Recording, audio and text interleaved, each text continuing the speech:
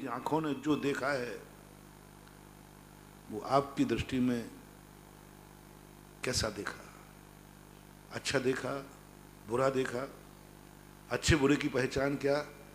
जो मैं देख रहा हूं, क्या इससे मेरी इज्जत बढ़ेगी दुनिया में? जो मैं देख रहा हूं, इससे शांति आएगी? जो मैं देख रहा हूं, क्या इससे मेरा कुछ विकास होगा? नोट करना, नोट करना। दिन भर में जो कुछ भी देखो, आत्मा से पूछो, भगवान से नहीं। तरकारी स्वभाव करो, फिर नहीं समझ में आए तो यही चीज कल किसी ने देखी थी कि मैं ही पहली बार देख रहा हूं। नहीं, कल किसी ने देखी थी तो अब उसकी खबर लो, उसने ये देखा था, उसका परिणाम क्या निकला? उसका परिणाम क्या निकला? तुम निर्णय नहीं कर पाए अच्छे बुरे का, तो किसी ने जरूर उसे देखा था।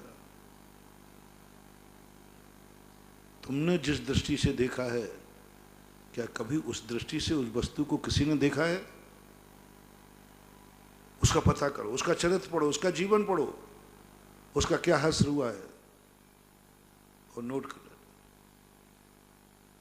भविष्य मेरा क्या होगा इसको देखने के बाद, नोट करो। और फिर बैलेंस शीट बनाओ। आज मेरी आंखों ने मेरी दृष्टि में कितना अच्छा, कितना बुरा देखा। क्या आप अपनी आंखों से संतुष्ट हैं? अभी गुरु की आंख नहीं चाहिए। क्या आप अपनी आंखों से संतुष्ट हैं कि मेरी आंखें वही देखती हैं जो मेरे लिए हितकारी है, जो मेरी इज्जत के अनुकूल है, जो मेरी शान बताती है? गुरु महाराज को भी पता चल जाए कि मेरी आंखों ने आज सुबह उठकर ये देखा है, तो गुरु को भी गर्व होगा, वो भी आशीर्वाद देंगे। सब तरफ से मुझे इज्जत ही इज्जत मिलने वाली है, क्योंकि आज मैंने वह सब कुछ देखा है। जो सुनेगा वो इज्जत देगा। माँ बाप सुनेंगे, माँ बाप को गर्व होगा।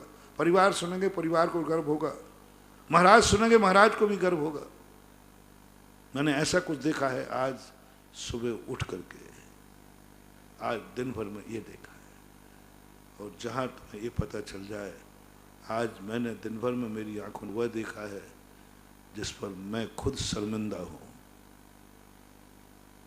माँ बाप सुनेंगे वो शर्मिंदा, परिवार सुनेगा वो शर्मिंदा, गुरु सुनेंगे वो शर्मिंदा। चारों तरफ शर्म के अलावा कुछ भी नहीं है। फैसला तुम्हारे हाथ में, फैसला तुम्हारे हाथ। ऐसे कानों का तुम जो सुन रहे हो, निर्णय करो तुम क्या उस कानों से संतुष्ट हो? तुम्हारे कान हैं, तुम्हारी दृष्टि में क्या कानों ने जो कुछ सुना अच्छा सुना? कोई बात नहीं। तुम क्या अपने कानों से खुश हो? भगवान को पाके खुश नहीं कह रहा हूं। क्या तुम अपने कानों से खुश हो कि तुम्हें कानों पर गर्व है क्या? सबसे पहले व्यक्ति को जिंदगी में तुम अपनी दृष्टि में कितना गर्व है तुम्हें अपने आप पर। भगवान और गुरु की बातें तो बहुत पीछे महानुभाव। पहले तुम बताओ, क्या तुम्हें अपने कानों पर गर्व है? क्या तुम कह सकते हो इन कानों से मैंने कितनी इज्जत पाई है? अपना व्यक्ति वही कहलाता है, अपना उसे ही बनाया जाता है जिससे मेरा विकास हो, जिससे मेरा विनाश रुके। अपने क्यों होते हैं दुनिया में? ये चीज मेरी है, क्या काम की है? दुख देने वाली है कि सुख देने वाली है? इज्जत मिलेगी कि बेइज्जती मिलेगी? जिन लोगों से, जिन वस्तुओं से हमारी इज्जत घट जाए, जिन कार्यों से हमारा मान घट जाए, वे कार्य मेरे नहीं हो सकते, मेरे लिए नहीं हो सकते। ये कान तुम्हारे लिए है कि नहीं? ये आंखें तुम्हारे लिए है कि नहीं? ये तुम्हारी हैं कि नहीं? कहीं ये आंखें पूर्व भव की बैरी बन के तो नहीं आई हैं? आंखें भी बैरन होती हैं। पुण्य कभी कभी पापानुबंधी पुण्य हमारा बैरी बन के आता है। पुण्य आएगा, लेकिन बैरी बन के। आंखें कहीं हमारी बैरन है कि मीत है? हमारी आंखें, अभी दुनिया को छोड़ो, कौन बैरी है कौन मेरी है। हमारी जिंदगी में जो कुछ है, यह मेरी जिंदगी में बैरी बन के आया है कि मित्र बन के आया है? ये आंखें पापानुबंधी हैं या पुण्यानुबंधी हैं? मन को देख लो। ये मन जो है, मन पुण्य से मिलता है, बहुत बड़ी पुण्य प्रकृति से मिलता है। संगीपना बहुत बड़ा पुण्य, बहुत बड़ा पुण्य से मिलता है। लेकिन पुण्य के दो रूप, एक पुण्य बैरी बन के आता है और एक पुण्य मित्र बन के आता है। एक पुण्य आएगा जो मन के रूप में आएगा, पापानुबंधी। अब विचार करो अपने मन पर, इस मन में जो विचार उठ रहे हैं, ये विचार तुम्हारा कितना हित करेंगे। तो समझ लेना, ये मन तुम्हारा मीत है, और जो विचार उठ रहे हैं इसमें जो कुछ है यही भी जाएगा। जो इज्जत है ये भी धूल में मिलेगी, सब कुछ मिट जाएगा। समझ लेना, ये मन तुम्हें बैरी बन के मिला है। सावधान हो जाना, मन तुम्हारा खुद का मन तुम्हारा बैरी है। हमने दुनिया में ना जाने कितने बैरियों से सावधान हैं, लेकिन जो अपने घर में पल रहा है उस बैरी से सावधान नहीं। उसको तो अपना मान बैठे, अपना मान रहे कि ये मन मेरा है। हम उस पर शक ही नहीं कर रहे, उस पर विचार ही नहीं कर रहे कि मेरा मन मेरा कितना नाश कर रहा है। मेरा है, मेरा है। बैरी को हटा तो पाओगे नहीं, लेकिन बैरी से सावधान तो हो सकते हैं। सम्यक दृष्टि यही करता है, पहले वो अपने मन को देखता है कि मेरा मन मेरा साथी है या मेरा विरोधी है। मेरा नाश करेंगे ये विचार, जो मन में विचार उठ रहे हैं। मन से कहता है मेरे विचार ये हैं, तो ज्ञानी कहता है रुको, अभी तेरे ये विचार मेरे हितकारी हैं कि अहितकारी हैं? यही अहितकारी विचार तुम्हारे मन में उठते हैं, बुरे भाव आते हैं, समझ लेना मन तुम्हारा बैरी बन के आया है, तुम्हारा नाश करेगा, नाश करेगा, नियम से करेगा। अब परीक्षण चालू करो, 24 घंटे की डायरी लिखो अपनी खुद की। कितने मन में अच्छे विचार आए, कितने बुरे आए, और किन विचारों में तुम्हारा उत्थान ऐसा लगे जैसे हमने अभी प्रारंभ में कहा था, ये विचार तो मेरे ज्ञान भी कहता है कि मैं भी नहीं समझ पाता, मन ने कितना बढ़िया विचार दिया, इससे तो सब कुछ अच्छे ही अच्छा होने वाला है। समझ लेना ये पुण्य पुण्यानुबंधी पुण्य है। दो पुण्य आते, पापानुबंधी पुण्यानुबंधी। पुण्यानुबंधी पुण्य हमारा मन। विचार करो, क्या मन तुम्हारे लिए वही सोचता है जो तुम्हें अच्छा है? क्या मन में ऐसी बातें भी आती हैं जो तुम नहीं चाहते? तुम नहीं चाहते और ऐसे मन में विकल्प आ रहा है, मन बैरी है, और तुम चाहते हो वही मन में विचार आ रहा है, मन मीत है। मन को पहले मीत बना लो। दुनिया को क्या हम मीत बनाएं? पहले मन को मीत बना लो। मन ही तुम्हारा मीत नहीं है, मन ही तुम्हारा दुश्मन बन के बैठा है, मन ही तुम्हारे षड्यंत्र रख रहा है, तुम्हारे विनाश के विचार कर रहा है, विनाश के कर रहा है। जिसका मन ही मीत नहीं है उसकी दुनिया क्या मीत होगी? जिसका मन ही मीत नहीं है भगवान क्या मीत होंगे, गुरु क्या मीत होंगे, नमोकार मंत्र क्या मीत होगा? मन को मीत बनाओ, मन को मीत बनाओ। कैसे बनाना है ये भगवान नहीं सिखाएंगे, गुरु नहीं सिखाएंगे, क्योंकि मन तुम्हारा है। वहाँ तक गुरु की पहुँच नहीं है, वहाँ तक भगवान की पहुँच नहीं है। तुम खुद, कुछ स्थान ऐसे होते हैं जहाँ पर बड़े आदमियों की पहुँच नहीं होती, छोटे आदमी के कुछ स्थान ऐसे होते हैं जहां बड़ा आदमी नहीं जा सकता, नहीं पहुंच सकता। उसे कानून के खिलाफ है, मर्यादा के खिलाफ है, क्योंकि बड़ा आदमी है। छोटा पहुंच सकता है। कुछ जिंदगी में तुम्हारे जो कार्य हैं जो बड़ों की मर्यादा के खिलाफ है, मन के अंदर जो विचार उठते हैं, भगवान और गुरु वहां तक नहीं पहुंचेंगे, उनकी मर्यादा के खिलाफ है, क्योंकि वो तुम्हारा अंतःपुर है, अंतस है। मन को अंतस बोलते हैं, और अंतस में मात्र तुम्हारा अधिकार है, तुम्हारी पहुंच है। हर व्यक्ति को वहां जाने की छूट नहीं है। अंतापुर होता था पहले राजा रानियों के, वहां कोई नहीं जा सकता था, कोई नहीं जा सकता, कुछ विशेष जाते थे। ऐसे ही अपना मन भी अंतापुर है, अंतस है, वहां तक कोई नहीं पहुंचेगा। पहुंचना भी चाहेंगे तो वे नहीं पहुंचेंगे। बोले तुम्हारा पहुंच है, तुम्हारी पहुंच में मन को मीत बनाओ, एक बार मन को मीत बनाओ बस, और वे विचार उठना चालू हो जाए जिससे तुम्हारा मन में आह्लाद आवे, आनंद आवे, एक आनंद की उम्र मुड़े, तो समझ लेना मन बीता। आंखों को बनाओ अपना मीत। ये आंखें बैरी बन के आई हैं या मीत बन के आई हैं? देखो, सोचो, दिन भर में आंखों ने क्या देखा। यही साधना है महानुभाव। मैं समझ नहीं पाता था पहले, आत्मा की साधना क्या करूं, क्या करूं। आत्मा 2.5 अक्षर का नाम है आत्मा, आ ता और मां, बस क्या करूं बैठे बैठे। क्या सोचूं इसके संबंध में, क्या विचार करूं।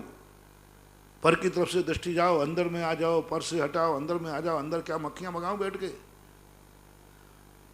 हाँ, बाहर घूमने जाओ, कमरे में बैठे रहो। अरे कमरे में बैठे करूं क्या?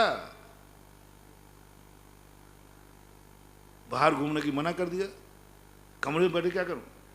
और कमरे में भी कह दिया नहीं नहीं, अपने अंदर में रहो। अब अंदर में बैठे करूं क्या? अंदर तो कुछ नहीं दिखता। आ और ता और माँ वो पड़ाया हुआ है। खूब अंदर बैठो तो अंदर में क्या दिखता है? गला है, यहाँ वो टेटुआ है। खूब पेट में जाओ तो ये छाती है, नसें हैं, मल है, मूत्र है, सब ये सब कुछ दिखते ही नहीं। आत्मा है का? ओहो, आत्मा अकेली नहीं है। संसार में आत्मा का परिवार है, मित्र है। अब कोई ज्यादा अब नहीं लगता ऐसा कि मैं बोर हो रहा हूं कमरे में। अब तो ऐसा लगता है कि बाहर निकलना ही नहीं पड़े। अब ऐसा लगता है कि दूसरे के काम करने ही नहीं पड़े, वही काम करो ना जो अपने लिए है और अपना है। दूसरों के काम करने का भाव नहीं आता, दूसरी की तरफ देखने का भाव नहीं आता। क्यों, क्या करना? अपनी काम कम है क्या? दूसरी की दुकान पे कौन बैठ के बैठता है? ठलुआ ठलुआ। पहले हम ठलुआ थे, कुछ था ही नहीं, काम धंधा ही नहीं था। अब तो इतना काम है कि अपनों को ही हम समय नहीं दे पा रहे, परायों को क्या समय दो। लॉकडाउन में बहुत बड़ी उपलब्धियां हुई, पर को समय देते देते जिंदगी निकल गई। अब स्वयं को समय देते ही,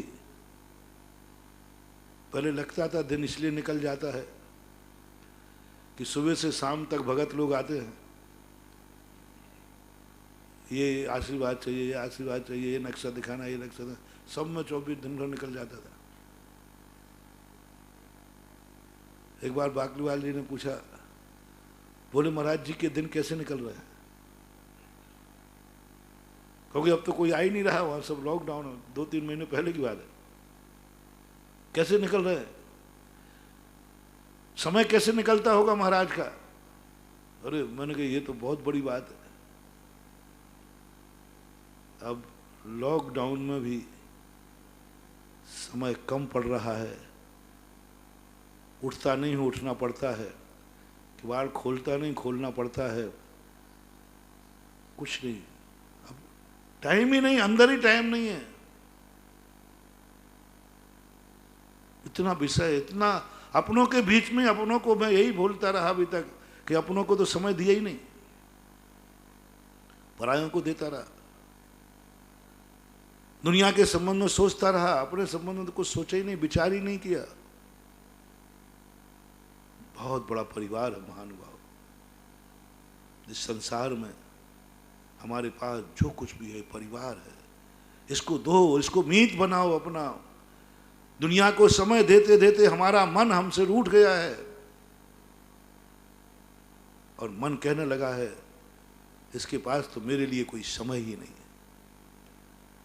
आपके घरों में ऐसा होता है, बेटा रूठ जाता है माँ से, माँ बाप को तो मेरे लिए समय है ही नहीं। ऐसे कई परिवार उजड़ गए, कई बेटे ने सुसाइड कर लिया। माँ बाप को तो मेरे लिए कोई समय नहीं। अक्सर कर बड़े आदमियों के यहाँ होता है। हाँ हाँ, कोई पिक्चर बड़ी बताते हैं, शराबी पिक्चर बता रहे महाराज। तो वो सुसाइड कर लेता, बोलता माँ बाप को मेरे लिए समय नहीं, बहुत अरबपति है, खरबपति है, कोई पैसे की कमी नहीं, इतना दान, इतना धंधा है। मीटिंग बच्चे का जन्मदिन है, माँ बाप के पास कोई टाइम ही नहीं है। बच्चा अपनी बात को शेयर नहीं कर पा रहा है। वो कहता क्या बात है मम्मी पापा, मैं तुम्हारे भरोसे तुम्हारी गोदी में आया हूं, कुछ तो मेरी सुनो। बेटा अभी टाइम नहीं है। हर बात में माँ बाप का एक ही टाइम, मेरे पास टाइम नहीं है, मेरे पास टाइम नहीं है, मेरे पास टाइम नहीं है। बच्चे ने कहा क्या मतलब है? गार्जियन को जब मेरे लिए टाइम नहीं है तो मेरे जीने से मतलब क्या? मेरे से जीने का मतलब क्या? मर गया, सुसाइड कर लिया। किसके लिए कमाया था? किसके लिए अरबों की संपदा थी? बाद में होश आया, ओहो हम तो कमाने में इतने लगे रहे कि बेटे ने सुसाइड कर लिया। सब उसी के लिए तो था, लेकिन अब क्या होता है? महानुभाव थोड़ा समझे। आपके परिवारों में जब ऐसा होता है कि आपने बेटे को समय नहीं दिया, बेटे ने सुसाइड कर लिया, बेटे के संबंध में आपको सोचने का समय नहीं है, बहुत बड़ी गलती कर रहे हैं माँ बाप। इस प्रसंग में मैं कहना चाहता हूं कि आप अपने बेटे के लिए शुरुआत वहां से करो। बेटा पहले माँ बाप के साथ रहता था, माँ बाप के साथ सोता था। जब तक वो बड़ा नहीं हो जाता था, 8 साल के तक माँ बाप को बेटे को अपने साथ सुलाना चाहिए, अपने साथ सुलाना चाहिए। आज ये नहीं हो रहा है। तुम दोनों, इससे अच्छा है कि जब तक तुम्हें जितनी मस्ती करना है माँ बाप बनने के पहले कर लो। थोड़ा लेट माँ बाप बनना, माँ बाप बनने के बाद तुम अपने लिए जिंदा मत रहना, तुम अपने लिए मत सोना, तुम बेटे के लिए सोना। तुम गार्जियन हो। गार्जियन बनना कोई सरल नहीं है। मैंने इस पर 8 दिन प्रवचन गुना के अंदर दिए थे। माँ बाप बनना कितना बड़ा खतरनाक है। अब अपने लिए कुछ नहीं, अब बेटे के लिए, बिटिया के लिए, बेटा बिटिया के लिए निगरानी में रखो 8 साल तक, 24 घंटे। रात्रि में भी बेटा बिटिया तुम्हारी निगरानी में रहेगी, तुम्हारी छाया में रहेगी, तुम्हारे बाजू में रहेगी, तुम्हारा हाथ उसके सिर पर रहेगा। हर माँ बाप से कहना 8 वर्ष तक माँ बाप को अपने बिस्तर से अलग, बेटे को अपने बिस्तर से अलग मत करना। तुम दोनों को अलग होना है, हो जाओ, लेकिन 8 साल तक बेटा बिटिया अलग नहीं सोएगा। तुम दोनों को अलग सोना पड़े, चले जाओ, सो जाओ, जहां दुनिया में जाना है जाओ, लेकिन बेटा और बिटिया माँ बाप के साथ सोएगा, शयन करेगा। देखो उसका रहस्य, वो तुम्हारी कुल की इज्जत रखेगा, शान रखेगा। तुम्हारा मरण उसकी गोदी में होगा, तुम्हारी समाधि वो कराएगा। 8 वर्ष अंतर मुहूर्त तक जब तक है आप होटलों में डाल देते। सबसे बड़ी शुरुआत बच्चा जब रोता है, ये तो मैंने सैन की बात बताई, बच्चों का कमरा अलग मत बनाओ।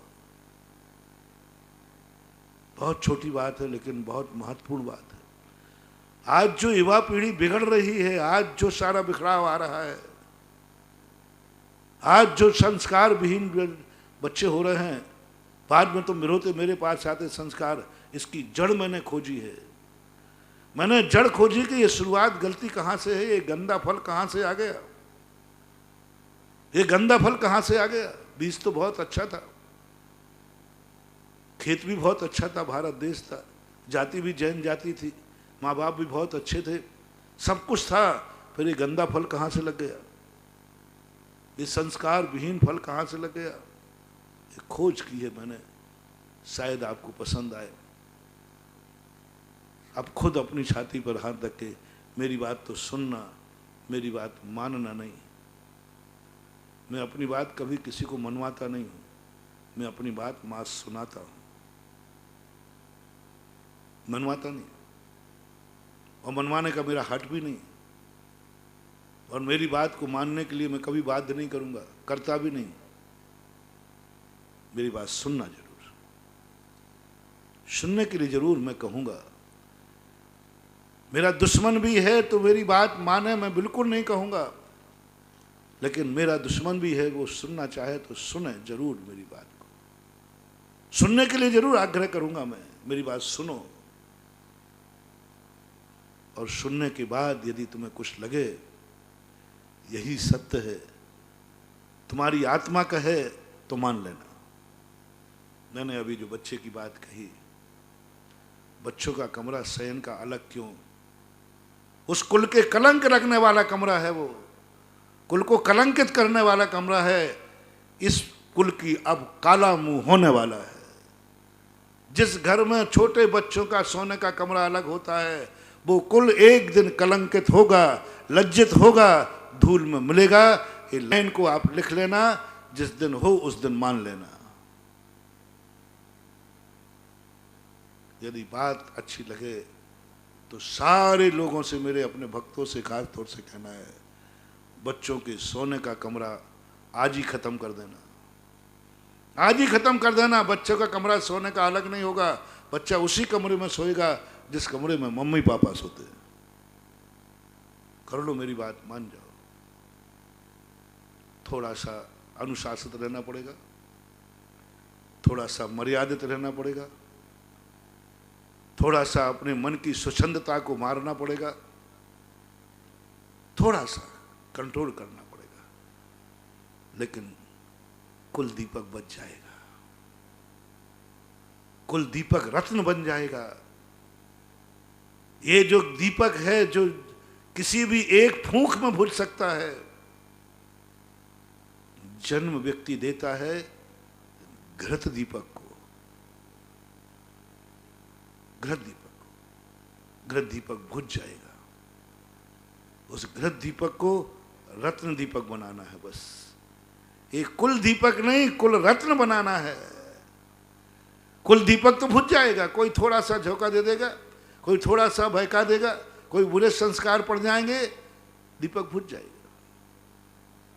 लेकिन यदि तुमने ये नियम कर लिया, घर में बच्चों का कमरा सोने का अलग नहीं होगा, तो मेरा विश्वास है कि वह घृत दीपक रत्न दीपक बन जाएगा, जो दुनिया में कभी बुझने वाला नहीं है। इसलिए मेरे भक्तों से कहना, कमरा खत्म करो, बच्चों के नाम का कोई कमरा नहीं। मैंने दो चार जो कोई दिखाते हैं ना मेरे पास आते, तो मैंने कहा भैया मैं आशीर्वाद भी नहीं देता, महाराज जी मेरा मकान बन रहा, आशीर्वाद नक्शा तो मैं देखते ही नहीं हूँ, मंदिरों के देख लेता हूँ, फिर भी देखता हूँ तो सबसे पहले बस एक ही काम करना, बच्चों के सोने का कमरा अलग मत बनाना, तो मेरा आशीर्वाद। आजकल मैं आशीर्वाद है, कई लोग आए महाराज जी मेरे मकान के लिए आशीर्वाद, मकान बन रहा हो, तो मैंने कहना अब अपन भी, अब जब मेरे आशीर्वाद की कीमत है तो कुछ तो कमाई करूं, कुछ तो कमाई हो गए, हमें बिना कमाई के भाई उस मकान में मुझे रहना नहीं, मैं दलाली में काले हाथ क्यों करूं, मैं क्यों दूं मकान में आशीर्वाद, क्या होना है उसमें। क्या होना है उसमें? मैं क्यों दूं आशीर्वाद? तुम सारे दुनिया के पाप करोगे, परसेंट मेरे खाते आएगा। तुम्हें क्या करना वहां पर? मैं देना बंद कर दिया। लेकिन भवनाथ जी मैं तो आशीर्वाद लूंगा। तो हमने कहा कि जब ले ही रहा है तो कुछ कमाई हो जाए। कमाई क्या, 2-3 बातें कमाई कर ली मैंने आज करा। क्या इसमें इस मकान में छोटे बच्चे सोने का कमरा अलग तो नहीं बनेगा? 8 वर्ष से पहले का बच्चा अलग तो नहीं सोएगा? यदि आपने अलग बच्चों के सोने का कमरा बनाया है तो आई एम सॉरी प्लीज, मेरा ऐसे लोगों के लिए आशीर्वाद नहीं है, ऐसे मकानों को आशीर्वाद नहीं है। मेरे पास कोई भी आशीर्वाद मत लेना, और ऐसे मकानों को मत कहना महाराज ये आपका ही मकान है। और मैं तो कहता हूं ऐसे मकानों में मुझे चौका भी मत लगाना, आहार भी मत देना। मैं ऐसे पापी माता पिताओं को, ऐसे लंपटी माता पिताओं के हाथ से आहार नहीं लेना चाहता हूं, जो इतने लंपटी हैं कि अपने बच्चों को भी अलग सोने का कमरा बनाते हैं। बहुत बड़ा पापी है, बहुत बड़ा लंपटी है वो। ऐसे जीवन बीतेगा, नपुंसक होगे, बच्चों की संतान का मुंह देखने को तरसोगे, क्योंकि तुमने इतने लंपटी तुम कि तुम आज बेटे बिटिया को अलग सुला रहे हो छोटे बच्चों के लिए। मत करना, मत करना, मत करना। मेरी बात सुन करके अपनी आत्मा से पूछो, कितने बच्चे बिगड़ चुके हैं। तुम तो कमरा बंद करके सो जाते हो, वो उस कमरे में क्या करते हैं? तुम्हें रात भर की एनर्जी, माँ बाप की एनर्जी रात भर की बहुत बड़ी एनर्जी होती है। जब बेटा बिटिया माँ बाप के बीच में सोता है, उस समय जो एनर्जी मिलती है माँ बाप की, हमारे हजारों आशीर्वादों से भी कई गुनी ज्यादा होती है। बेटा बिटिया उसी बिस्तर पर सोए, उसी बीच में सोए हैं, दोनों माँ बाप की एनर्जी में बेटा ले रहा है, वो कुल रत्न बनेगा, कुल रत्न बनेगा। ये कुछ साधारण मत मानना इसको। ये तुम्हारे शौक और बड़े आदमी का आजकल फैशन चल गया। फैशन स्टैंडर्ड मेंटेन है कि हमारे यहाँ मम्मी पापा का कमरा अलग है, बच्चों का कमरा अलग है। ये स्टैंडर्ड मेंटेन माने जाने लगा। ये पाश्चात्य संस्कृति है। चिल्ड्रन रूम कहते हैं हम। ये बच्चों का आज फैशन बन गया है, स्टैंडर्ड मेंटेन है। सब कुछ मिटा रहे हो। मत करो रे बंधुओं, मत करो। दूसरी बात, बच्चे को कभी भी माता पिताओं से कहना है, आजकल छोटे छोटे बच्चों की गाड़ियां चल गई, गाड़ियां नहीं, बच्चे को गोदी दो, बच्चे को गोदी दो। कहीं बाहर जाओ, गोदी पे ले जाओ। जितनी देर तक छोटा बच्चा तुम्हारी गोदी में रहेगा, उतनी ज्यादा उसको एनर्जी, ताकत मिलेगी। जितनी देर, मैं कुछ भी नहीं बोल रहा हूं। आजकल वो टांगे रहते, थैला जैसा टांगे रहते बच्चे को। ऐसा देखा है, मैंने देखा है। थैला से ऐसा ला दे, पकड़ के उठा के वहां रख देते हैं, और साइकिल बना देते हैं। अभी बच्चा छोटा है, जब तक पैरों से नहीं चल पाए तब तक माँ बाप के कंधे पर बेटे को चलना चाहिए। कोई साइकिल नहीं, कुछ नहीं, छाती से लगाओ उसको, अपनी गोदी में खिलाओ, गोदी में पालो। भोजन करो तो गोदी में रख के करो, मत उसको बुलाओ। दूसरा बात, जब बच्चा रोवे तो उसको मोबाइल मत देना, मोबाइल मत देना। बहुत बड़ा अभिशाप है उसकी जिंदगी में। जब वो रोवे, माँ दौड़ कर पहुंचे, उसे गोदी में उठावे, लोरी सुनावे, पालना में सुलावे। मोबाइल मत देना। 8 वर्ष तक बच्चे को मोबाइल का दर्शन नहीं होना चाहिए। 8 वर्ष तक बच्चे को मोबाइल का कुछ भी नहीं पता चलना चाहिए। मोबाइल उससे कह दीजिए, बच्चे को समझाइए, मत गेम सिखाओ। कौन सिखाता है गेम बच्चों को? वो पहली सुबह थोड़ी बटन चटका के जानता है। आप सिखाते बेटा ये, क्योंकि आपको बेटे के लिए समय नहीं है ना, मोबाइल के पास समय है। आजकल बच्चे मोबाइल से अपनी जिंदगी व्यतीत करते हैं। जिस व्यक्ति को जब रोया मोबाइल ने उसको बहलाया, अब वो बेटा कभी तुम्हारी जिंदगी में काम नहीं आएगा। बोले माँ बाप किस काम के? बचपन में ही मेरा समय मोबाइल से निकलता था, मशीन से निकलता चला जाएगा। कभी मोबाइल बच्चे को मन बहलाने, बच्चा कितना भी रोवे उसको उठाओ गोदी में, बच्चा तुम्हारा है, मोबाइल पे मत सौंपो।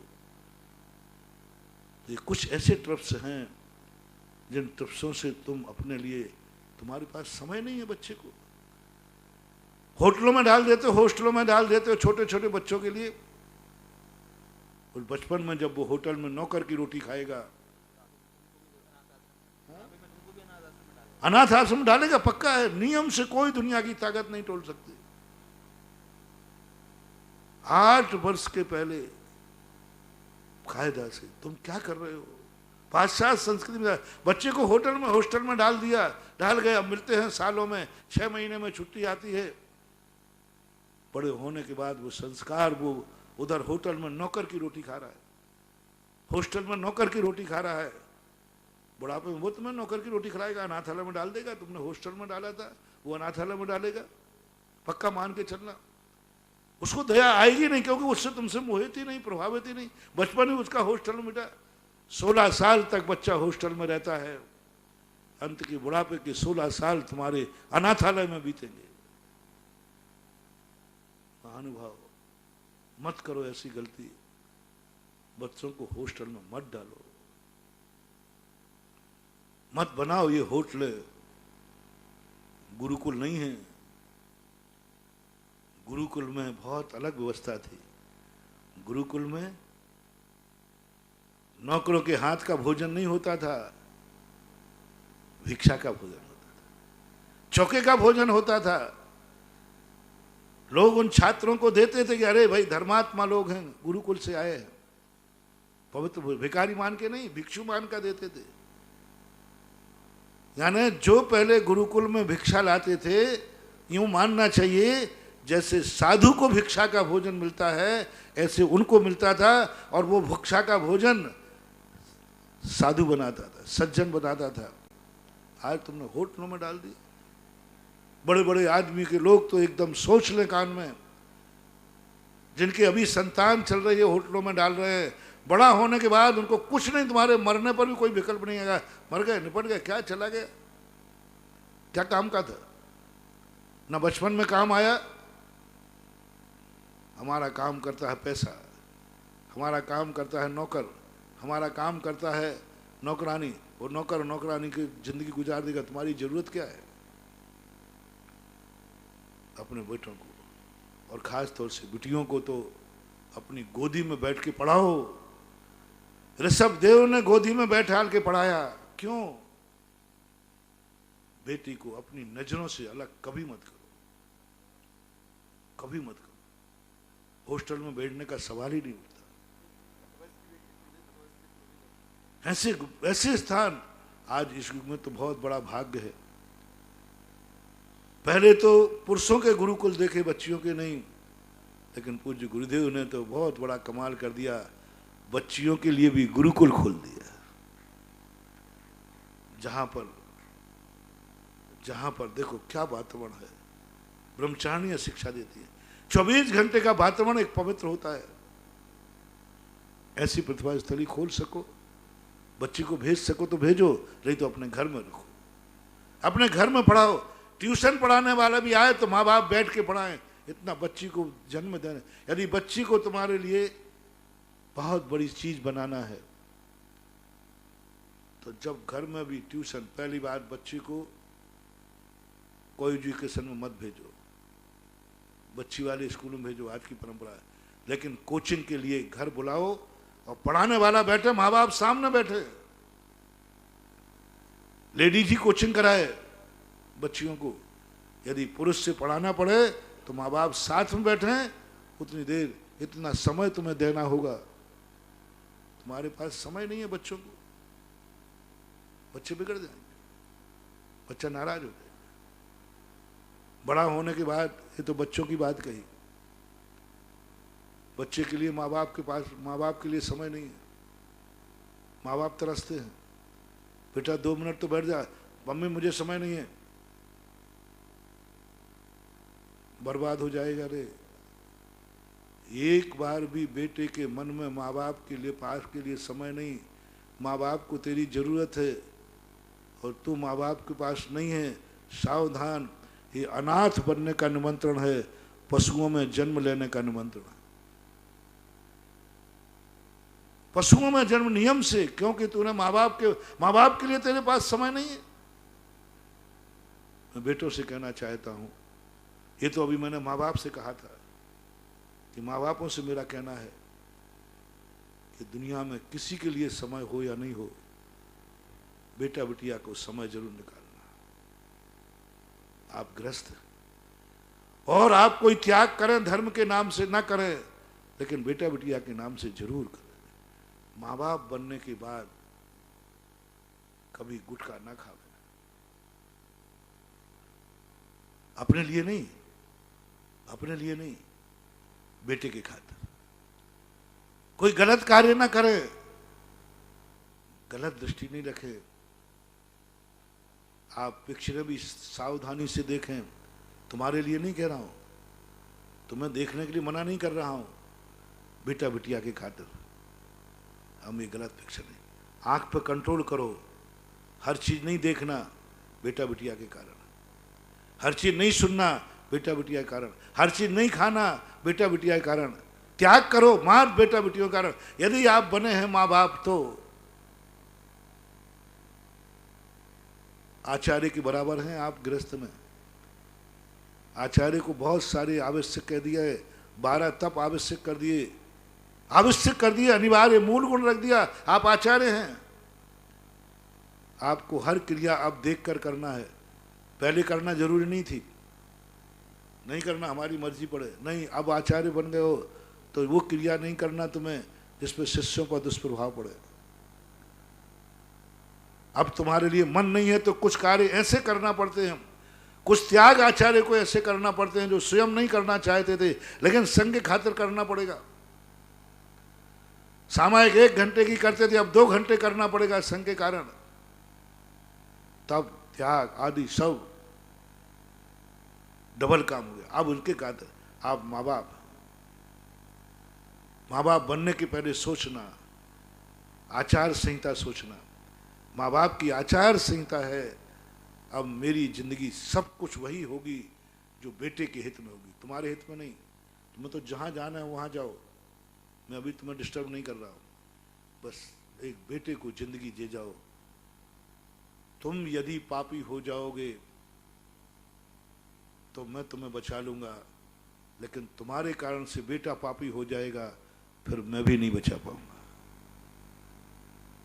तुम गुटखा खाओगे मैं बचा लूंगा, लेकिन तुम्हारा गुटखा देखकर बेटे ने खाना शुरू कर दिया तो मैं तुम्हें नहीं बचा पाऊंगा। तुम्हारी कोई बुरी आदत, तुम गाली देते हो, कोई बात नहीं, मैं संभाल लूंगा, लेकिन तुम्हारा गाली देना बेटे ने सीख लिया तो फिर मैं तुम्हें नहीं बचा पाऊंगा। तुम्हारे लिए सबसे ज्यादा माँ बाप को ऐसे निधत्त निकाचित कर्मों का बंध होता है, माँ बाप को, पापियों को नहीं, पाप करने वालों को नहीं। वही पाप जो एक सामान्य व्यक्ति कर रहा है, जो माँ बाप नहीं है, उनको उतना पाप का बंध नहीं होता। पाप एक ही है, वही पाप माँ बाप करते हैं तो ऐसा निधत्त निकाल, कोई माफीनामा नहीं है।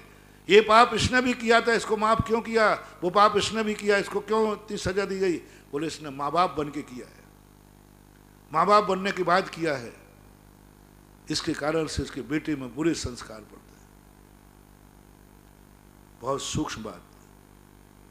जिस समय बेटा गर्भ में आता है, सबसे ज्यादा पूरी जिंदगी भर मान लीजिए उस माँ ने, उस पिता ने, उस परिवार ने उस घर में अशुभ कार्य हुए, बुरा खाया, बुरा सोचा, बुरा देखा, सब कुछ बुरे थे। अभी तक कोई ज्यादा निधत्त निकाचित कर्म का बंध नहीं हुआ, सामान कर रहे थे। माँ को गुस्सा आ रहा था। माँ अभक्ष खा रही थी, वहाँ बिना मंदिर के खा रही थी, कोई बात नहीं। भगवान का नाम भी नहीं लेती थी, कोई बात नहीं, कोई घबराना मत, क्योंकि अभी वो माँ बाप नहीं बने। माँ बाप के पहले ना तो मंदिर जाती थी, ना नमोकार मंत्र की माला फेरती थी, कुछ नहीं करती, ना भक्ष का विचार था, सब कुछ खाती थी, बोली का कोई विचार नहीं था, सब कुछ बोलती थी, जो आया मन में सब जो करना सब करती थी, कोई बात नहीं। आप समझना मेरी बात को, सारे विश्व के लाखों लोग सुन रहे हैं, सुने, मैं कोई बात कह रहा हूं, तुम में कितनी बुरी आदत थी, कोई बात नहीं, घबराओ मत, वो पाप कट जाएगा। अब सावधान, यदि बेटा गर्भ में आ गया, अब सावधान, अब नहीं बचा पाऊंगा। अब यदि तुमने कुछ भी गलत किया, कुछ भी गलत देखा, कुछ भी गलत खाया, कुछ भी गलत सुना, कुछ भी गलत किया, अब कोई दुनिया की ताकत बता, अब निधत्त निकाचित कर्म है, उसका दंड उसे भोगना पड़ेगा, क्योंकि अब तुम्हारी जिंदगी का सवाल नहीं है। अब जो कुछ देखोगे कौन देख रहा है, जो सुनोगे कौन सुन रहा है, जो कुछ बोलोगे कौन बोल रहा है, जो कुछ खाओगे किसके शरीर में जा रहा है, अब नहीं। इसलिए गर्भावतरण के समय बाद से मेरा कहना है, तुम अपने खातिर नहीं, तुम्हें मंदिर नहीं बुला रहा हो, तुम तो मंदिर आना ही मत, एक बेटा बेटिया की खातिर कह रहा हूं, घर में आने के पहले सोचना, कल से हम दोनों मंदिर जाएंगे। कोई पूछे कल से क्यों, बोले अभी तक तो हम सामान्य थे, दंपति थे, अब मैं पूज्य बनूंगा। नारी को पूज्य कौन बनाता है? पिता को पूज्य कौन बनाता है? या तो महाराज और आरिका बन जाए, महाराज और आरिका बन जाए, नहीं तो कोई पूज्यता का सवाल नहीं। आप माँ बाप बनने की कोई साधारण प्रक्रिया समझते हैं? माँ बाप बनने का अर्थ कोई पुजारी आ रहा है, पुजारी आ रहा है जो मुझे पूजेगा, जो मुझे भगवान मानेगा, जो मेरे चरणों को छुएगा, जो मेरे चरणों की रज मस्तक से लगाएगा, जो कहेगा कि मेरी माँ पूजनी माँ कहेगा, अभी तक तुझे किसने पूज नहीं किया? जन्म से आज तक किसी नारी को कोई पूज्य नहीं कहता, कोई पूज्य नहीं कहता, पति भी नहीं कहता। सावधान, पूज्य जो पुजारी आ रहा है अर्घ लेकर, पुजारी आ रहा है श्रीफल लेकर, पुजारी का मस्तक झुकेगा मेरे चरणों में, मेरा हाथ होगा उसके चरणों में। आशीर्वाद देने के पहले सावधान, अपनी औकात देख लेना। आशीर्वाद देने का बहुत शौक है, क्या आशीर्वाद देने लायक है तुम्हारा हाथ?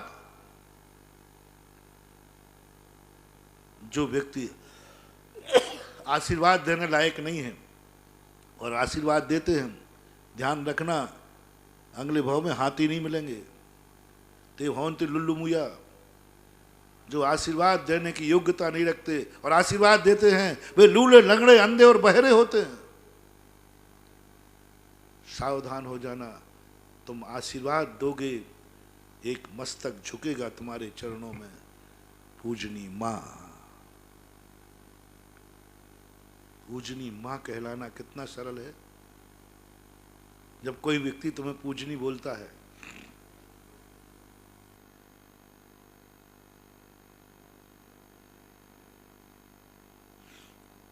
पूजनी बोलता है, थोड़ा सबको कैसा लगता है? हाँ? कोई भी बोले पूजनी, और परम पूजनी और बोल दे तो जितना अच्छा लग रहा है ना, इतनी खतरनाक है। पूजनी नहीं बोले कोई तो उतना खतरा नहीं है। कोई यदि तुम्हें कोई पूजनी नहीं बोलता है तो उतना खतरा नहीं है, लेकिन पूजनी किसी ने बोल दिया, अब बेटा मरोगे, अब हो गए लूले लंगड़े अंधे बहरे। कितने जीव हैं जिनको कोई पूजनी नहीं बोलता, उनको ज्यादा खतरा नहीं है। वे कुछ भी करें, कैसा भी आचरण करें, दुराचरण करें, कुछ भी करें, उनको ज्यादा खतरा नहीं है। ज्यादा खतरा नहीं है, क्योंकि उनको कोई पूजनीय बोलता नहीं। महानुभाव, सारे जगत को मैं कह रहा हूं, यदि कोई व्यक्ति तुम्हें पूजनीय कह रहा है, अब बर्बादी है तुम्हारी। अब तुरंत तुम्हें सोचना है, क्या मैं पूजनीय हूं? पुजारी के अनुसार सही, हम त्रिलोक पूज मुनि महाराज की बात नहीं कर रहे हैं। क्या बेटे के लायक तुम पूजनीय हो? क्या बेटे को आशीर्वाद देने लायक हो? क्या तुम्हारा आचरण ऐसा है कि बेटा तुम्हें नमस्कार करेगा? बेटे से अधिक गुण तुम्हारे पास होना चाहिए, बेटे से अधिक गुण हमारे पास होना चाहिए। और बेटा अभी बिल्कुल निर्मल होकर शांत चित्त आ रहा है, ना वो गुटखा खा रहा है, ना भक्ष खा रहा है, कुछ नहीं खा रहा है। क्या तुम ऐसे हो? मंदिर जाना शुरू कर देना। किसके लिए? कोई पूछे क्यों? अब मैं पूजनी बन रही हूं, मैं पूज्य बनूंगी, पुजारी मेरे घर में आ गया है, उसके खातिर मैं मंदिर जाऊंगी, क्योंकि मैं मंदिर जाऊंगी तो ये भी मंदिर जाएगा। मैं अभिषेक देखूंगी तो ये भी अभिषेक देखेगा। मैं पूजा करूंगी, और जिंदगी में करो या नहीं करो, माँ बाप बनने का शौक है तो आचार संहिता बना रहा हूं। माँ बाप बनने का शौक नहीं है तो आज का प्रवचन उनके लिए नहीं है, उनके लिए नहीं प्रवचन। जो माँ बाप बनना चाहते हैं उनके लिए मेरा प्रवचन है। मैं बिना अभिषेक देखे बिना, पिता नियम ले बिना अभिषेक किए बिना मैं भोजन नहीं करूंगा, क्योंकि मैं पूजनी बन रहा हूं, मेरे पास गुण है। एक माला भी फेरूंगा, मैं स्वाध्याय भी करूंगा। जो तुम बेटा, क्या क्या गुण तुम बेटे में चाहते हो, वो सब गुण तुम्हें करना है। मैंने एक बार कहीं एक सूत्र दिया था, महाराज जी मुझे अपना जीवन कैसा बनाना चाहिए, एक प्रश्न है। तो मैंने एक बहुत सारांश में कहा था, अपने से छोटे में जो जो दुर्गुण तुम नहीं चाहते हो, वे दुर्गुण तुम्हारी जिंदगी में नहीं आना चाहिए, बस काफी है।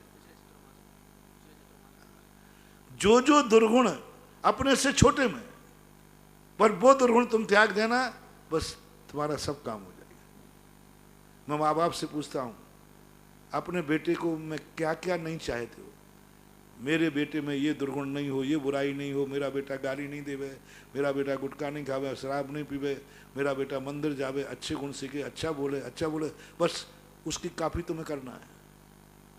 बस जो जो बेटे में नहीं देखना चाहते वो तुम्हारी जिंदगी में नहीं दिखना चाहिए, और जो बेटे में देखना चाहते हो उसे तुम्हारी जिंदगी में दिखना चाहिए। इतना सा तुम्हारे लिए क्या होमवर्क है, और कोई ज्यादा कठिन नहीं। अब जो चाहते हो वो करिए। यदि आप चाहते हो कि मेरा बेटा शराब पिए तो आप जरूर पीना। आप चाहते हो कि मेरा बेटा जन्म से ही गालियां देवे तो दिन भर गालियां दिया करो, दिन भर गालियां बका करो, दोनों बैठकर एक दूसरे को जम के धमाल चौकड़ी करना। और तुम्हें लगा कि मेरा बेटा मेरा सिर फोड़े तो तुम दोनों एक दूसरे के सिर फोड़ना जब वो घर में आवे, जरूर वो तुम्हारा फोड़ेगा दोनों का। क्या मचा रखा है कोई चीज के लिए? अपनों के लिए समय दो। अपना चाहना, अपना बनाना सरल है, और अपनों को समय देना कठिन है।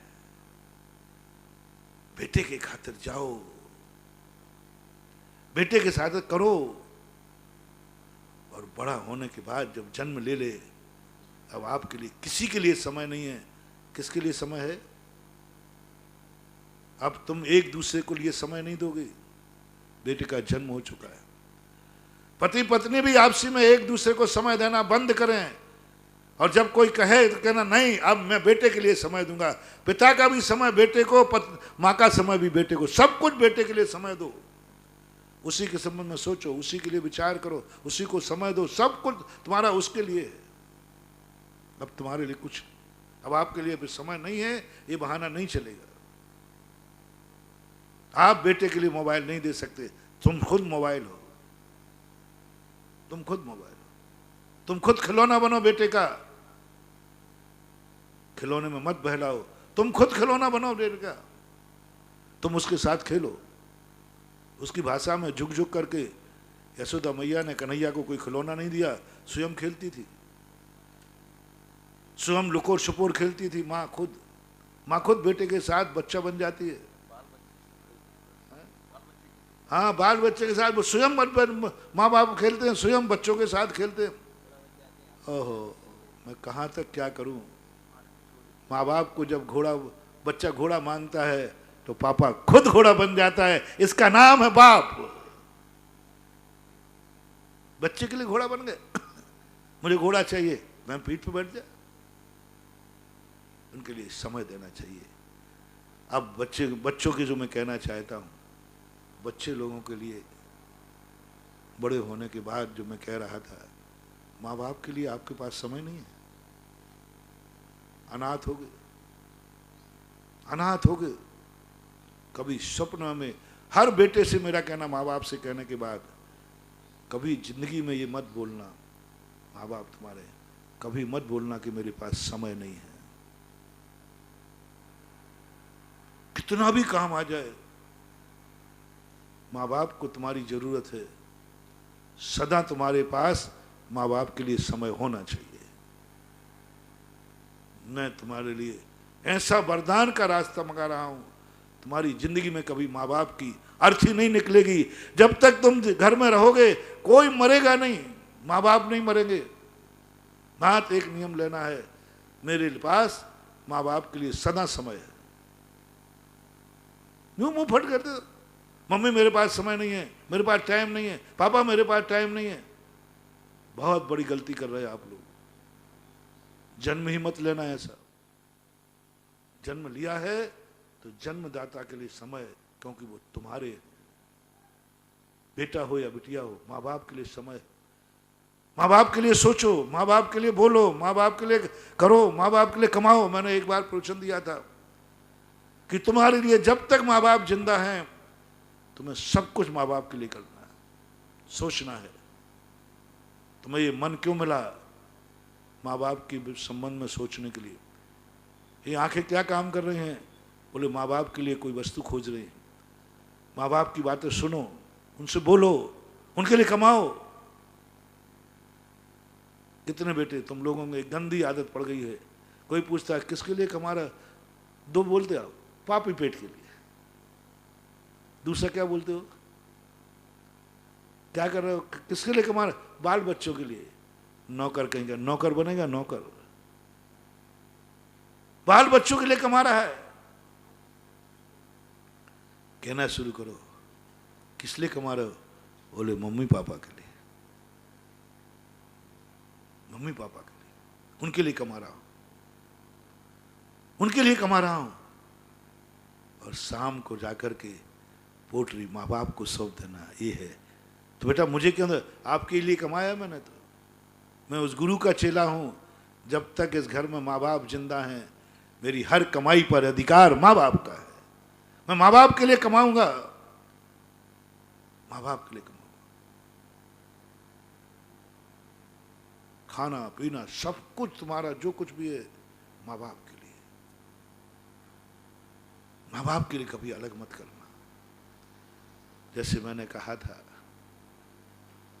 बेटे को अलग मत सुलाना, बेटा बिटिया को अलग मत सुलाना। इन दोनों का सोने का कमरा एक हो। ऐसे ही महानुभाव, बहुत बड़ी बात कह रहा हूं, शायद आप हंसी उड़ाओगे, शायद आप हंसी उड़ाओगे, शायद आज का पश्चात युग हंसी उड़ाएगा, लेकिन मैं कहूँगा कि अब जब माँ बाप बूढ़े हो गए हों तो बेटे का कमरा अलग नहीं होना चाहिए। बेटा माँ बाप के कमरे में सोएगा। पता नहीं रात में कब जरूरत पड़ जाए। कितने माँ बाप रात में अकेले सोते हैं, उठते हैं, बाथरूम जाते हैं, गिर जाते हैं, कूल्हे का फ्रैक्चर हो जाता है। अब नहीं, माँ बाप अब मेरे वृद्ध हो गए। अब माँ बाप के लिए मैं अकेला नहीं छोड़ सकता हूं। दिन भी माँ बाप के लिए, रात भी माँ बाप के लिए, दोनों में पार्टनरशिप कर लो। दिन में मैं व्यापार में जाऊंगा, पत्नी साथ रहेगी, रात में मैं पापा के साथ रहूंगा, मम्मी पापा के साथ रहूंगा, अकेले नहीं छोड़ूंगा। माँ बाप के लिए समय देना है। ये विवाह मात्र अकेले इसके लिए नहीं किया जाता है। विवाह इसलिए किया जाता है कि दिन में मैं व्यापार में जाऊंगा, माँ बाप के पास कौन रहेगा? माँ बाप वृद्ध हो गए हैं, गिर जाएंगे, पड़ जाएंगे तो क्या होगा? नहीं, घर में तू रहना, मैं बाजार जा रहा हूं। पार्टनरशिप। माँ बाप 24 घंटे में 1 मिनट के लिए भी माँ बाप अकेले नहीं होना चाहिए। तुम दोनों में से कोई एक माँ बाप के लिए चाहिए। वृद्ध अवस्था में जाओ, ऐसा वरदान मिलेगा कि उनकी कभी मौत तुम्हारे कंधे पर से नहीं जाएगी, अर्थ ही नहीं जाएगी। क्योंकि तुमने कहा माँ बाप के लिए समय हमेशा देना, हमेशा विचार करना।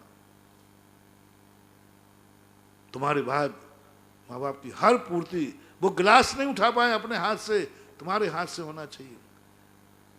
विवाह होने के बाद बेटे को माँ बाप की रोटी नहीं, हाथ की बनी रोटी नहीं खाना है, अपनी और अपनी पत्नी की बनी रोटी माँ बाप को खिलाना है। कान खोल के सुनना। विवाह होने के बाद, विवाह होने के पहले तो आपने खा ली, कोई बात नहीं, वो शुद्ध। विवाह होने के बाद यदि तूने माँ के हाथ की रोटी खाई, माँ को बनाना पड़ी, पत्नी घर में है, तो वो अभिशाप होगा। विवाह करने के पहले कह लेना, पत्नी से कह देना मुझे रोटी खिलाना या मत खिलाना, लेकिन जब तक मेरे माँ बाप जिंदा हैं तुम उनके हाथ से रोटी, अपने हाथ से बना कर रोटी खिलाओगे। वो पानी भर के नहीं पियेंगे, तुम भर के पिलाओगे, या तो मैं पिलाऊंगा या मैं बनाऊंगा। आज के बाद माँ बाप रोटी नहीं बनाएंगे। आज माँ बाप की बनी रोटी नहीं, आप अपनी बनी रोटी माँ बाप को लाओ। शादी ब्याह के बाद क्या छोकरे हो, चिल्लाते हो? पत्नी पे तो चिल्ला नहीं पाते। मेरे कपड़े, मम्मी मेरे कपड़े पर धुले के नहीं धुले, मम्मी पे, पत्नी पे चिल्लाना, और फिर कैसे चिल्लाऊं? वो तो वो माँ है रे, तेरी नौकरानी नहीं है।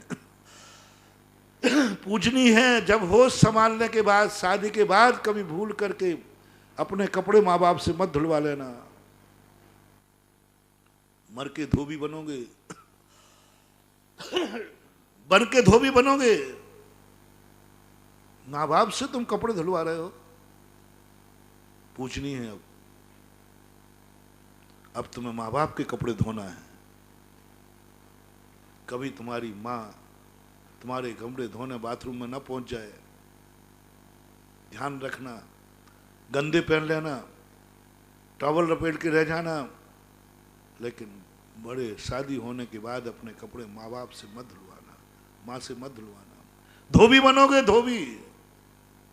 दूसरों के कपड़े धोगे तब रोटी मिलेगी। अब माँ बाप के कपड़े तुम्हें धोना है, अब तुम्हें धोना है। माँ बाप की बनी रोटी नहीं खाना है, माँ बाप को बना के रोटी खिलाना है। नहीं तो रसोईया बनोगे। सब कर यही होते हैं सब ना। अब आगे देना है। आपका समय, बेटों से मेरा कहना है, आपका समय किसके लिए?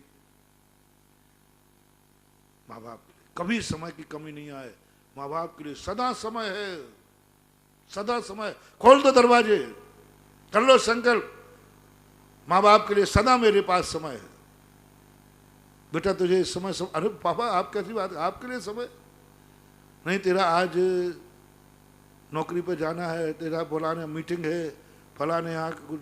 बेटा पापा आप इसी चिंता, आपके लिए समय है, बाकी मेरे पास समय नहीं है। मेरे पास कोई समय नहीं है, माँ बाप के लिए समय है। ये तरीका आप सीखो, क्योंकि वो तुम्हारा है, तुम उसके संबंध कोई विचार ही नहीं कर पा रहे। इसी प्रकार से और भी जो परिवार के सदस्य हैं उनके लिए समय। और भी तुम्हें अच्छा बनना है तो पड़ोसी को समय, और भी अच्छा बनना है तो रिश्तेदारों को समय, क्योंकि वो तुम्हारे हैं। अपनों के लिए समय निकालो, अपने के लिए कुछ सोचो, अपने के लिए कुछ देखो, अपनों के लिए कुछ सुनो और अपनों की कुछ सुनो। तुम्हारा काफिला बढ़ता जाएगा। और यदि तुम, ये तो तुम्हारे संसार की बात हुई, यदि भगवान भी तुम्हारे हैं कि नहीं? तुम्हारे कोई भगवान है कि नहीं रहे? बताओ। नहीं नहीं, मैं जबरदस्ती नहीं कह रहा हूं। हो तो क्या कोई व्यक्ति कहता मेरे भगवान? मेरा शब्द लगा रहा हूं, जहां जहां मेरा शब्द लगे। यदि तुम्हारी श्रद्धा में को नहीं, महाराज मेरा भी भगवान है, तो महानुभाव एक नियम लेना भगवान के सामने, हे भगवान तू मेरा है, तेरे लिए मेरा सब कुछ है, तेरे लिए मेरे समय। कभी सुबह उठकर ये मत कह देना आज अभिषेक को नहीं जा पाऊंगा, मेरे पास समय नहीं है। आज प्रभु तेरे दरवाजे नहीं आ पाऊंगा, मेरे पास समय नहीं है। नहीं प्रभु, तेरे लिए समय, तेरे लिए समय की बात कर रहे भगवान, क्या बात करते हो? मरने का भी समय नहीं है मेरे पास, लेकिन भगवान तेरे लिए समय, तेरे लिए तो सदा मैं हाजिर हूं, तेरा समय नहीं टलेगा, तेरे लिए समय है, क्योंकि भगवान मेरा है। भगवान के लिए समय देना शुरू करो। कभी भी ये भाव नहीं लाना कि आज मेरे पास मंदिर जाने का समय नहीं है। बिजोलिया वालों से कहता हूं जो अभी यहाँ नहीं है, अभी तो खैर ठीक है ठाक है, अभी तो हम नहीं आने दे रहे। बिजोलिया में रहने वाले सबसे ज़्यादा खतरनाक लोग हैं, सबसे ज़्यादा बिजोलिया क्षेत्र में रहने वाले लोगों को बहुत खतरा है। या तो बिजोलिया छोड़ के चले जाओ, नहीं तो बेटा बर्बादी है तुम्हारी। क्यों? राजस्थान में पहले बिजोलिया वाले हैं जिनके पास भगवान की केवल ज्ञान स्थली है। किसी के पास नहीं है, पूरे राजस्थान में नहीं, पूरा कहां कहां के नहीं, तुम्हारे पास है। आपके पास बिजोलिया वालों से संकेत कर रहा हूं, और जो जो जिनके पास तीर्थ क्षेत्र हैं वो सब समझ लेना। तुम्हारे पास कोई तीर्थ क्षेत्र है, बिजोलिया यहां से कितनी दूर है? 200 किलोमीटर होगी। नरेंद्र भैया कितनी दूर है? ध्यान रखना, मेरे से गड़बड़ नहीं करते वो। यहां से मैं अंजलि लेकर के भी गया और यहां से सुबह सुबह दर्शन करने चला जाता था। 2 किलोमीटर हो गया। और आपके पास बिजोलिया क्षेत्र को समय नहीं है। कितने ऐसे लोग हैं बिजोलिया में, जैनी, सब जैनियों से कह रहा हूं, 20 पंथियों से कह रहा हूं, 13 पंथियों से कह रहा हूं, सोनगढ़ियों से कह रहा हूं, लोहगढ़ियों से कह रहा हूं, रतनगढ़ियों से कह रहा हूं। पारसनाथ सबके हैं, पारसनाथ का केवल ज्ञान सबका है कि नहीं? मैं व्यवस्था नहीं छेड़ रहा हूं, मैनेजमेंट कौन कर रहा है ये नहीं छेड़ रहा हूं, लेकिन बाप तो तुम्हारा है पारसनाथ के नहीं। कितने लोगों को पारसनाथ से घृणा क्षेत्र से है, क्योंकि इसमें मेरा मैनेजमेंट नहीं है, मेरा कोई अधिकार नहीं है, मैं कमेटी का सदस्य नहीं हूं, मेरी पानड़ी, वो गोट बोलते हैं, गोट गोट, बड़े मंदिर की गोट छोड़, गोट मेरी गोट नहीं है। अरे तेरा बाप तो बिना गोट का है, पारसनाथ तो तेरा है। पारसनाथ के दर्शन करने के लिए कमेटी की पूछने की जरूरत नहीं है। पारसनाथ के भूमि पर 9 बार नमोकार मंत्र पढ़ने के लिए कमेटी की जरूरत नहीं है। तुमने कमेटी में नहीं लिया तो महाराज को छोड़ दिया, भगवान को छोड़ दिया। कमेटी में तुम्हारी नहीं बनी तो भगवान को छोड़ दिया, अपना ग्रुप नहीं कमेटी। अरे पारसनाथ क्षेत्र तुम्हारा है, 100-150 घर हैं, थोड़ी सी कसाई के कारण से थोड़ी सी परेशानी आ गई। पारसनाथ के लिए समय नहीं है। ध्यान रखना महानुभाव, कल के दिन जब तुम्हारा पुण्य कम हो जाएगा, फिर पुकारेगा तू संकट में, हे पारसनाथ भगवान, पारसनाथ कहेगा तेरे लिए, तेरे पास मेरे लिए समय नहीं था, मेरे लिए मेरे पास तेरे लिए समय नहीं। टिट फॉर टैट, सीधी बात। तुम्हें पारसनाथ का समय नहीं, पारसनाथ के बाद भी समय नहीं। कर्म व्यवस्थाएं अपने आप करती हैं, कर्म व्यवस्था सब। इसने पारसनाथ को कितना समय दिया। बिजोलिया वालों से मेरा बहुत अच्छी तरह निवेदन है, मेरा दुश्मन भी है तो बिजोलिया वालों से मेरा कहना है, कभी भी मन में ये भाव मत करना तपोदय तीर्थ क्षेत्र के लिए मेरे पास समय नहीं है, मैं बहुत व्यस्त हूं, मेरे पास बहुत कार्य, मेरे पास समय नहीं है, सुबह से हमें बहुत काम है। मत करना महानुभाव, मत करना। ये कर्म तुम्हारी ऐसी दशा करेगा कि तुम्हारे पास समय के अलावा कुछ बचेगा ही नहीं। समय के अलावा कुछ, तुम समय नहीं निकाल, करूं क्या? ना धंधा है, ना पानी है, ना आंखों से देख पाओ, ना कानों से सुन पाओगे, ना पैरों से चल पाओगे, पड़े रहो। समय ही समय है, समय ही समय है, क्योंकि तुम्हें पारसनाथ के लिए समय नहीं था। जो जैनी बंधु हैं जो 24 तीर्थंकरों को मानते हैं, समस्त कसायों से मुक्त होकर के भगवान के दर्शन के लिए समय निकाल। एक बार मैंने कहा था 24 घंटे में एक बार बिजोलिया क्षेत्र में रहने वाला जैन भगवान के दर्शन करने भूमि पर जरूर आकर 9 बार नमोकार मंत्र, पिछली बार की बात है, और या फिर बिजोलिया छोड़ देवे। 2 रास्ते बताए थे, क्योंकि हमेशा कमजोर व्यक्ति को ऑक्शन में देना पड़ता है, ये करो या अथवा ना, ये करो या ये करो, तो तुम लोग या तो बिजोलिया छोड़ दो, अन्यथा प्रतिदिन 24 घंटे में एक बार पारसनाथ की भूमि को नमस्कार करने आ जाओ। 2 ही काम बस, अन्यथा कर्म तुम्हें निपटा देगा। ऐसे स्थान पर पटकेगा जहां तीर्थ क्षेत्रों का दर्शन भी नहीं मिलेगा। ऐसे देशों में जन्म होगा जहां तीर्थ क्षेत्र ही नहीं होंगे, क्योंकि तुमने तीर्थ क्षेत्र की उपेक्षा की थी। तीर्थ क्षेत्र के लिए आपके पास समय नहीं था, इसलिए निकालो। नहीं, भगवान तू मेरा है, ये क्षेत्र मेरा है, तेरे लिए समय। यदि अर्थी भी लगी हो, मैं कहता हूं अर्थी भी रखी है, और तीर्थ क्षेत्र को जरूरत है तेरी, उस समय आना है तीर्थ क्षेत्र पर, तो अर्थी बाद में उठेगी बाप की, पहले पारसनाथ की जरूरत पूरी होगी। ये नियम होना चाहिए। क्या फर्क पड़ता है, अर्थी घंटे भर बाद जल जाएगी, नहीं, इस समय मुझे पारसनाथ तीर्थ क्षेत्र पर जरूरत है, पारसनाथ क्षेत्र पर जाना है। अर्थी बाद में उठेगी, पहले पारसनाथ जाऊंगा। यहां तक तुम्हारा समर्पण हो जाए तो एक दिन तुम वहां जन्मोगे। एक दिन वहां जन्मोगे जहां साक्षात तीर्थंकर विहार कर रहे होंगे, विदेह क्षेत्र में। ये पारसनाथ क्षेत्र तुम्हारे लिए विदेह क्षेत्र में जन्म लेने वाला आइडेंटिटी कार्ड है। एक दिन कहेगा इस तीर्थ क्षेत्र पे अर्थी रखी सामने और मंद कह रहा है नहीं, पारसनाथ को मेरी जरूरत है, वहां बुलाया गया है, वहां की मीटिंग है, मैं वहां जाऊंगा पहले। वो है तुम्हारा आइडेंटिटी कार्ड। कर्म कहेगा इतना त्याग, जा विदेह क्षेत्र में जा जहां साक्षात तीर्थंकर विहार कर रहे हैं हम, जा वहां जहां साक्षात केवल ज्ञान कल्याणक मना रहा है, जा वहां समोषण में बैठ जहां साक्षात तीर्थंकर बैठे हम। कितना बड़ा ये बीज है।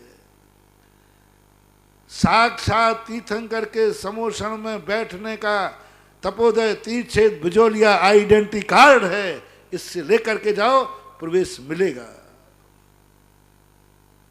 यदि तुम्हारे गुरु हो तो वैसे नहीं कह रहा। हाँ, कई लोग कहते महाराज हम गुरु मानते नहीं, हमारे गुरु कोई नहीं। उन अनाथों से बात नहीं कर रहा मैं। हाँ, अनाथों से तो अचानक अनाथों को डांटू फटकारूं मेरे मन में नहीं आता। जिनके कोई गुरु नहीं, उन अनाथों से बात नहीं कर रहा हूं। वे तो अनाथ है बेचारे, लेकिन जो कहते हैं मेरे गुरु हैं, तो कभी भूल करके महानुभाव, कभी मन में भाव नहीं लाना गुरु के लिए मेरे पास समय नहीं है, कभी भूल कर नहीं लाना, क्योंकि मेरा गुरु है। शब्द क्या है? मेरा गुरु। या तो गुरु बनाना ही मत, और यदि तुम्हें मन में आ जाए कि मेरा गुरु है, तो कभी भूल करके कितने भी दुनिया के काम आ जाएं, गुरु के लिए समय ही समय है। समय ही समय, गुरु की जरूरत है, समय ही समय है। कोई कहे नहीं तुम बहुत व्यस्त हो, नहीं, काय के लिए, किसके लिए चाहिए समय? बोले गुरु के लिए। अरे क्या बात करते हो, समय ही समय। किसके लिए समय चाहिए? बोले भगवान के लिए। बोले समय ही समय है। किसके लिए समय चाहिए? बोले पारसनाथ तीर्थ क्षेत्र के लिए। समय ही समय है। किसके लिए समय चाहिए? बोले माँ बाप के लिए। समय ही समय है। अपनों के लिए सदा समय बचा के रखो। जिसको अपना मानते हो उसके लिए सदा समय है। अपना इसी में समय निकल गया। हमारा चल रहा था मन में, ये मन तुम्हारा है कि नहीं? यहीं से हुए थे ना मन साइड में, हम उसी में जाकर कोई बात नहीं। अपने प्रवचन या अपना धर्म अभ्युदय और निश्रेय सुख दोनों की व्यवस्था करता है। मैंने तुम्हारी गृहस्थी संभाली, अभी मैं चल रहा था, समय आपका हो रहा है, आपको मन पर ले जा रहा था। ये मन तुम्हारा है कि पराया है? या तो असंगी हो जाओ, करो भावना कि अगले भाव में मन रहित हूं, असंगी हूं। आशीर्वाद दे दो असंगी होने का। नहीं, मन से तुम परेशान हो गए हो ना, मन बहुत बहुत परेशान हो गए हो, तुम्हें नहीं चाहिए महाराज, यूजलेस। मैं आशीर्वाद दे दूं, नहीं महाराज नहीं, संगी तो चाहिए। तो ये मन तुम्हारा है कि पराया? बोलो। खुद का मन खुद का है, अपना है, इसको थोड़ा समय दो, इसको थोड़ा उपयोग दो, इसका थोड़ा मूल्यांकन करो, इसकी थोड़ी निगरानी करो, इसकी एक डायरी बनाओ कि ये मन मेरा है तो मेरे काम कितना आएगा। कहीं मेरा मन मेरा दुश्मन तो नहीं बन गया? ओहो, कहीं मेरा दुश्मन, कहीं मेरा बेटा मेरा दुश्मन तो नहीं बन गया? कहीं मेरा बाप मेरा दुश्मन तो नहीं बन गया? कहीं मेरा परिवार मेरा दुश्मन तो नहीं बन गया? कहीं मेरे गुरु मेरे भगवान मेरे से नाराज तो नहीं हो गए? कहीं मेरा मन मेरा नाश करने तो नहीं आया है? अपने के भेष में भी दुश्मन छुपा रहता है। ये मन को सोचो। आज का होमवर्क तुम्हें दिया जाता है कि मन सोचो, मन तुम्हारा बैरी है या मीत है? बैरी है, इसकी पहचान मैंने बता दी। कैसे विचार लाता है, इन विचारों को यदि दुनिया को पता चल जाए तो मेरी इज्जत धूल में मिल जाएगी। बैरी इज्जत धूल में मिलाता है। यदि ये विचार फॉलो हो जाएं, तुम्हारी जिंदगी नरक बन जाएगी। दुश्मन तुम्हें नरक बनाता है, बस समझ लेना। और ये मन तुम्हारा मीत है, ये भी निर्णय आपको डायरी में लिखना है। मेरा मन कभी मेरी खिलाफत नहीं करता, मेरा मन बहुत अच्छा है, जब भी जो सोचता है अच्छा सोचता है। अपने मन पर तुमने कभी गर्व किया क्या? गर्व किया क्या? कभी गर्व आया? हमेशा मन को कोस देते हैं, महाराज क्या करूं, जितना समझाओ उतना मचलता है, ये मन बड़ा चंचल है। गालियां देते रहो जिंदगी भर उसी को, जिंदगी भर। कभी मन को ऐसा बनाओ महानुभाव, इस पर मन पे गर्व हो। मुझे तो अपने मन पर बड़ा गर्व है, बहुत गर्व है। इतने अच्छे अच्छे विचार लाता है, और मैं नहीं बन रहा हूं, मेरे मन में अच्छे अच्छे विचार आते हैं। मुझे मन पे गर्व है। आपसे भी पूछता हूं, यदि ये मन में अच्छे विचार नहीं आते तो ये प्रवचन कहां से देता है? बोलो। अच्छा, मैं आपसे पूछता हूं, मेरा मन अच्छा है कि बुरा? और तुम बुरा भी कहोगे तो फिर मैं मान लूंगा मेरे प्रवचन बुरे। मन नहीं होता, मन में विचार नहीं होते, अच्छे प्रवचन क्या आते? बस गर्व करना है, अपन को कुछ नहीं करना। अपना तो जो मिलाए मिलाए, इस पर गर्व हो जाए। मुझे अपने मन पर गर्व है कि वो ऐसी ऐसी अच्छी बातें सुनाता है जिसमें मेरा भी कल्याण है, तुम्हारा भी कल्याण है, सारे जगत में इज्जत दिला रहा है, मान दिला रहा है, सम्मान दिला रहा है, और नीचे की तरफ ना जाकर के ऊपर भेज रहा है। जो मन में मेरे विचार आ रहे हैं, ये विचार मुझे पतन का कारण नहीं, उत्थान का कारण है। धरती उत्तमे सुखे।